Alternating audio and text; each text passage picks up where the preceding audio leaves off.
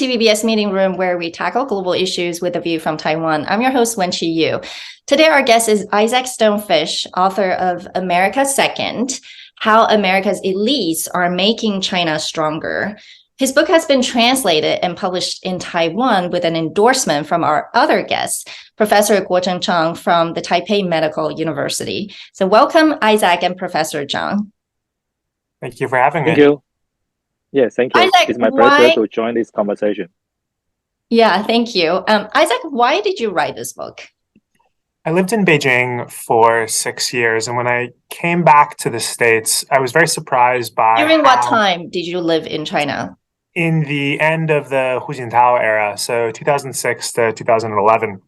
So I came back in 2012, and I was surprised to hear prominent Americans talk about China, not the way that Chinese people did, which was radically diverse, but the way that the Chinese Communist Party did. And they would use these phrases like, China has 5,000 years of history, and China has lifted hundreds of millions of people out of poverty, and China only wants peace. And I wanted to understand how it was that the way the Communist Party saw China had made its way to America. And so, so going to Professor Chang then, why do you recommend this book to Taiwan's readers? How is it relevant to Taiwan? Oh, yes. I think it is a particularly informative book. Yeah, informative book. I agree with the author in variety of fields. He introduced a lot of things that Taiwanese need to know. The China's soft power and their intention to let Taiwanese know what it wants you to know. I think the book have many important details, and the Taiwan author lacks of to-do list. Yeah, you talk about China's soft power. I'm going to come back to Isaac. So you said you lived in China for 6 years. And so when you were there, did you already notice that America's elites were doing the Communist Party a favor by making all kinds of compromises in areas such as like freedom of speech in exchange for greater market and business access? I asked this question because there were a lot of exchanges about 10, 20 years ago between US and China, but it wasn't until Trump's campaign and his administration that the idea of sort of American establishment and elites became really popular. And they're usually often referred to as big businesses, Wall Street and Hollywood types, and especially how they're in cahoots with the Chinese Communist Party to take advantage of the average American people. So do you think those elites, ask those fundamental moral questions of their behavior?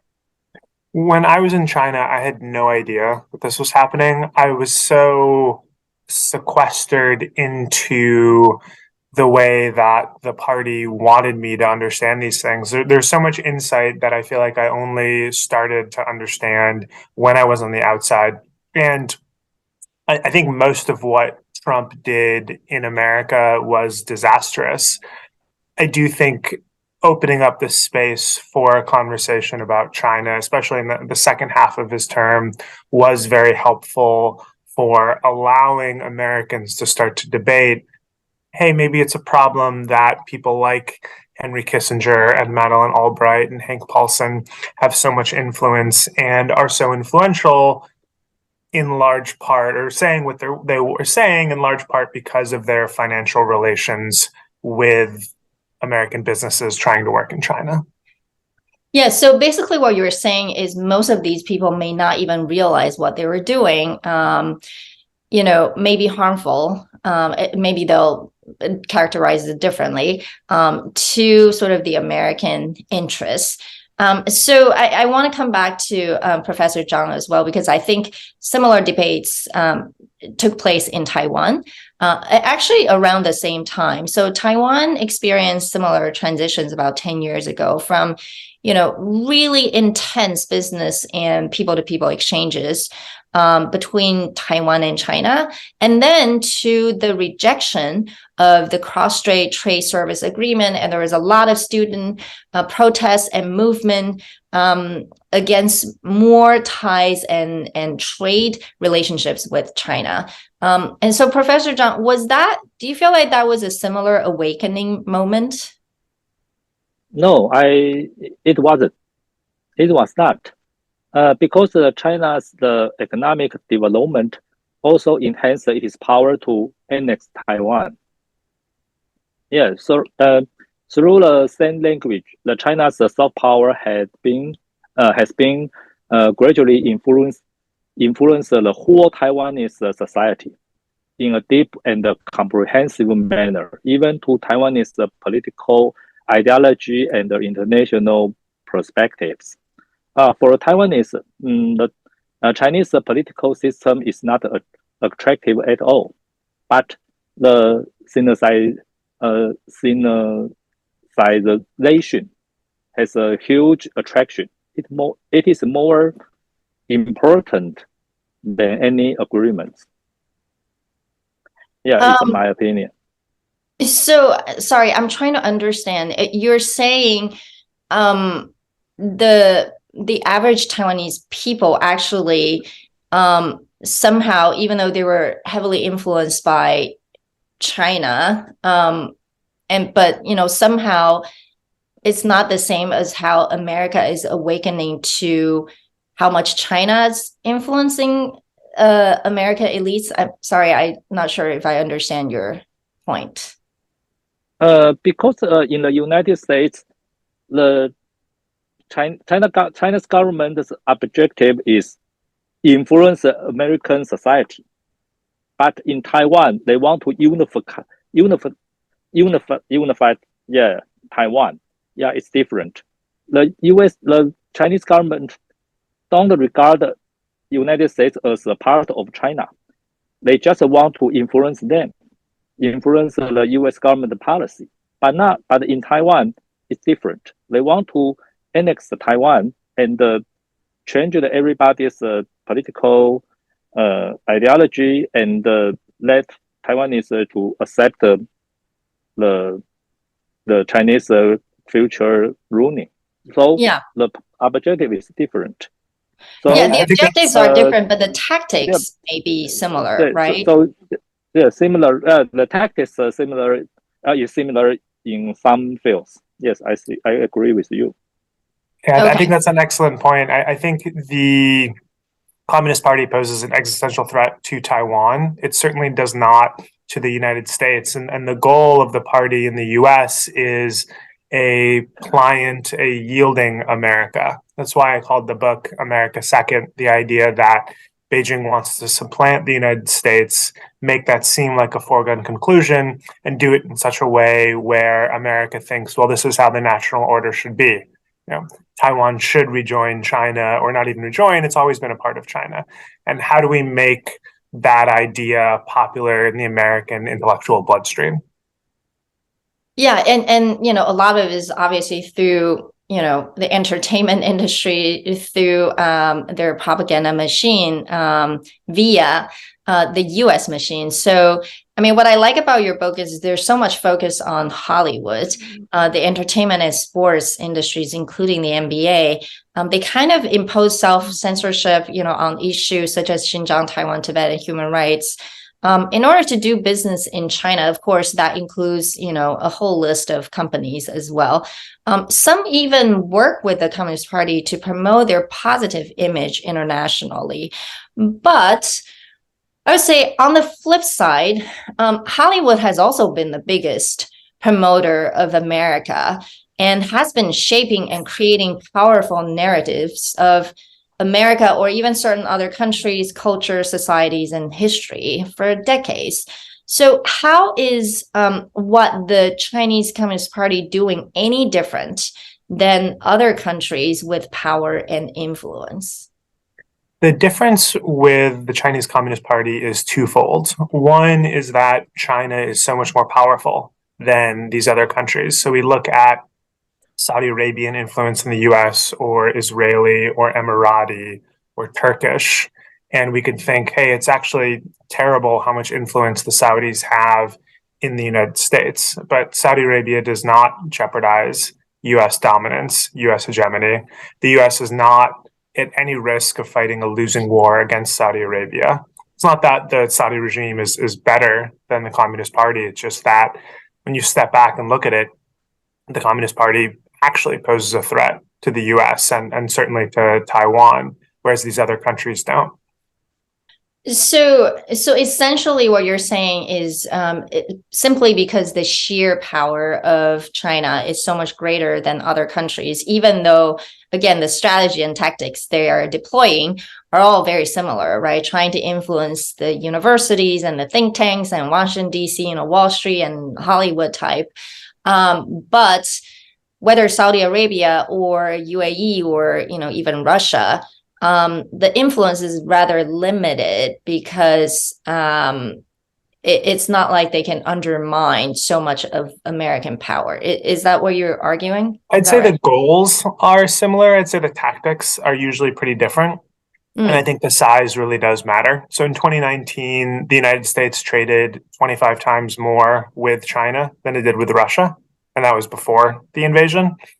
And we have to understand that Chinese influence on corporate America and corporate America's influence domestically, and Chinese influence on Hollywood and Hollywood's influence domestically and globally are incredibly important. The way that a lot of these entities act as proxies for Beijing's interest, it's a very complex phenomenon, but it's a very, very important one.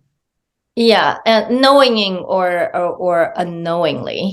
That's been an interesting phenomenon. So, Professor Chang, and how does that work in the cross-strait context? We've also seen many celebrities being forced to say things like Taiwan is part of China in order to maintain their presence in China, and then Taiwanese businesses, same experience or being punished if somehow they're found out that their founders or their top managers or leaders are supporting a different party. How does that work in the cross-strait context? According to my personal observation, the influence from China is more important than any countries. Yeah, because China is Taiwan's the biggest trade partner, and Taiwan is one of the few economies in the world that have a trade surplus with China. Yeah, so China and Hong Kong account for almost 40 percentage of Taiwan's exports. Therefore, there are many people lobby for China every day.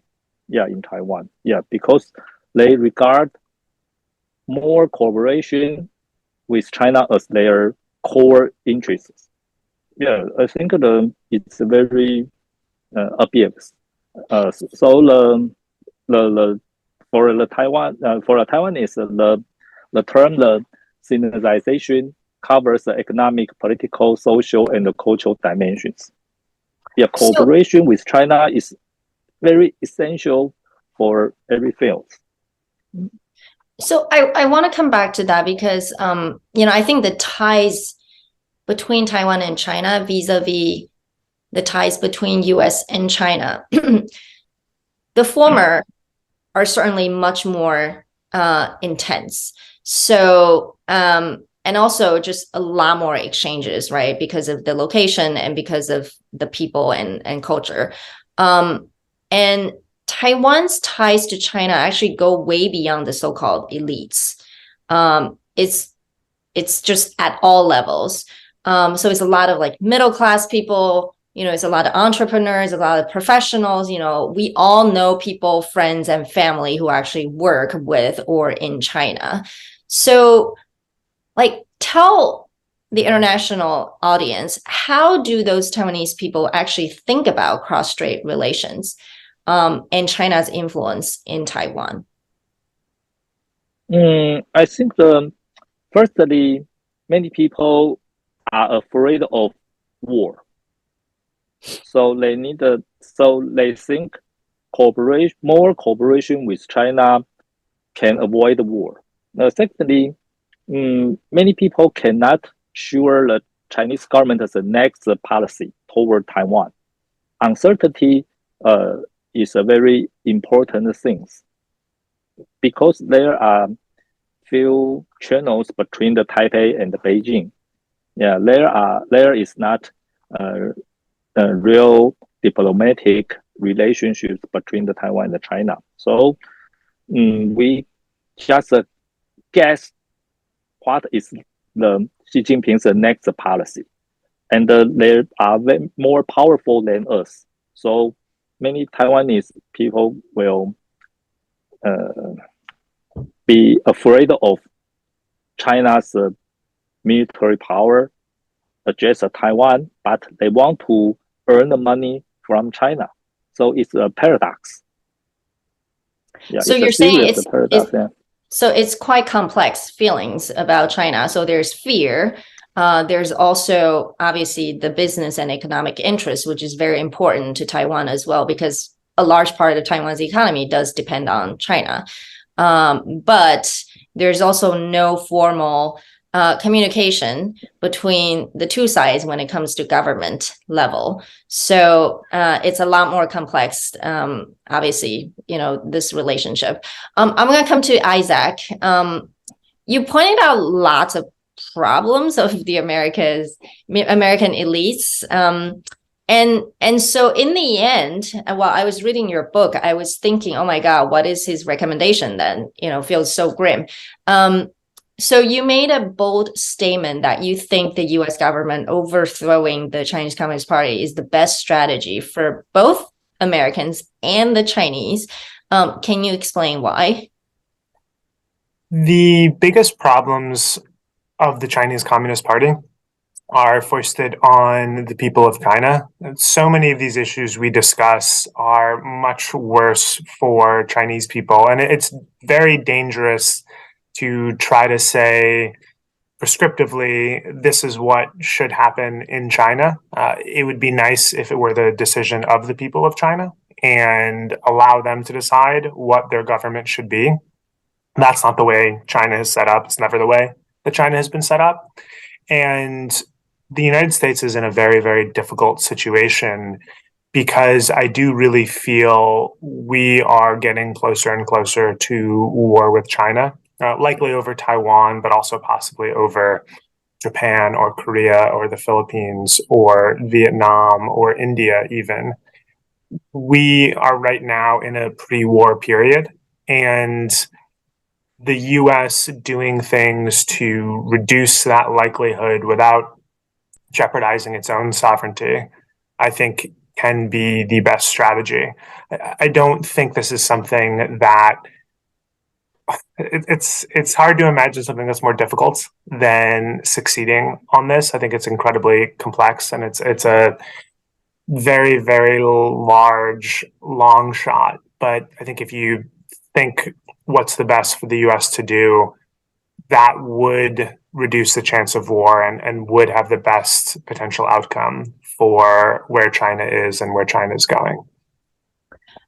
You also mentioned two other strategies in addition to this one. Do you want to offer them up here? I think the other strategy, and the strategy that the US is most likely to take, at least publicly, is how do we reduce the influence of the Communist Party globally? How do we work to contain China? There's this big debate where China will say, hey, stop containing us. And the US will say, no, we've never had a containment strategy, but the US has been trying to contain China for quite some time now. Mm-hmm. And then the other strategy is a strategy Beijing would prefer, which is the US yielding, the US gracefully reducing its influence in Asia, removing troops from Japan, South Korea, allowing Taiwan to join the mainland, and saying the US needs to focus on domestic issues or it needs to focus on its own backyard, and we're happy to yield influence in the Asian region to China. That's the strategy that I least hope. I think that would be quite disastrous. And that is one of the main intents of Chinese propaganda, is to prepare for such a strategy, because it would be much more advantageous for Beijing's influence in Asia. And which one do you think is most likely to happen? I think the second one, the US containment strategy of China, I think that's the strategy we have now. And I think that's going to happen until or unless there's a war. I don't think war can never be a foregone conclusion. In hindsight, we say, oh, this had to happen. Right now, in my mind, it seems likely. There's still ways to avoid it. But I think the US will keep up that strategy until we are in an armed conflict with China on the other side. And Professor Zhang, how do you respond to Isaac's strategy?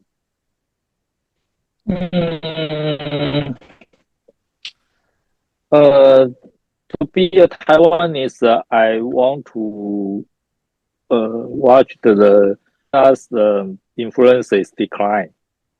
Yeah, and nobody likes the Communist Party. Yeah, everybody knows. So if the United States will contend the China, it's good. But I don't believe that the United States or any other country is able to overthrow the Chinese Communist Party. And China without a Communist Party may not be more peaceful. Russia is not ruled by Communist Party, but it is still an aggressive hegemony.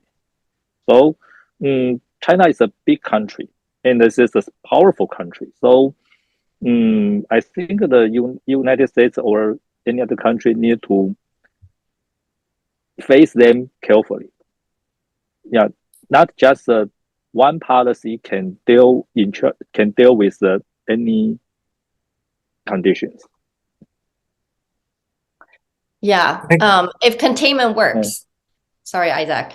Oh, I was going to say, I think that's a great point. I think we can look to the case of North Korea, which is a far more repressive polity than China. And if Kim Jong-un were overthrown, it's impossible to say if his successor would be better or worse for the people of North Korea or for the region. And so if the Communist Party falls, it could transition to a democracy. It could transition into some sort of demagoguery where a very anti-Japanese populace takes power on a very anti-Japanese platform, for example, which would be very popular among China, or it could be replaced by a military dictatorship, which would be worse for the world. So you have almost no control over the outcome. If the US were able to overthrow the Communist Party, which I think is a major, major if, and would have potentially huge costs for America, the reconstruction afterwards is very challenging. The Chinese Communist Party has been so successful at snuffing out any sort of independent power centers. There's no Catholic Church or labor union movements like there were in Poland. There's no opposition leaders like there are in Russia. There's basically nothing. Jack Ma was the closest thing that they had, and he probably never saw himself as anything like that, anything like an opposition leader. It's just he was probably the most popular person in China outside of Xi Jinping, and that's a dangerous place to be. And so there's no there. It would most likely be if Xi fell, he'd be replaced by someone else high up in the Communist Party, and maybe the system would prevail. Yeah, because the Communist Party pretty much, is what's the percentage? Like, I think basically the elites in Chinese society, right? So anyone who would be able to take control will still almost certainly come from the current Chinese Communist Party, just maybe a different faction. So, well, I think we'll move on to another possibility, and talk about a really important issue, which is so much of the, I would say, change of U.S. policy towards China, and also to a certain extent, almost like demonization of China. It has, created problems for Asian Americans, and in particular, I would say just Chinese people. So at the end of your book, I appreciate that you did try to defend the rights of Chinese Americans and Chinese, highlighting sort of their contributions to America and the unintended consequences of anti-Asian hate due to the origin of COVID-19. But we also know that, history tells us most people can't be as nuanced when it comes to xenophobia. So other than just sort of pointing it out and saying we should, still treat Chinese Americans or Asian Americans with respect, and, there's a difference between the CCP and Asian looking people. Is there any other way to make sure this kind of xenophobia does not continue to grow? I think that's a great question. I don't think we want to understate the influence of rhetoric. A lot of what I discuss in the book comes from the language that the Communist Party uses. And I think saying explicitly, 反华与反党不是一回事, you can be against the Communist Party without being against Chinese people and being very explicit on the difference between the party and the people. I think that's one thing. I think the other thing is diversifying the debate in the United States. Too many of the people who talk about China look like me.